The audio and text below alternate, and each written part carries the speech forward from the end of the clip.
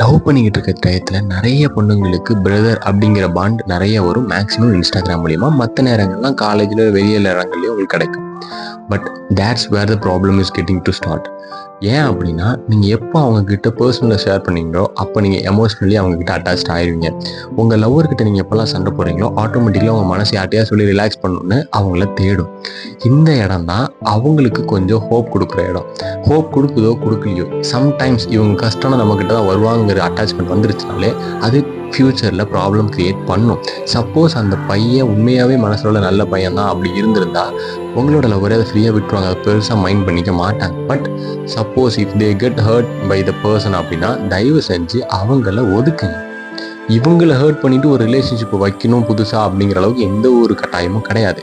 You have brother இல்லையா, பரவாயில்ல, உங்களுக்கு அம்மா அப்பா இருப்பாங்க. ஸோ அவங்கள வச்சுட்டு சந்தோஷமாக இருங்க. தயவு செஞ்சு புது ரிலேஷன்ஷிப்பில் பாண்டை கொடுக்காதீங்க.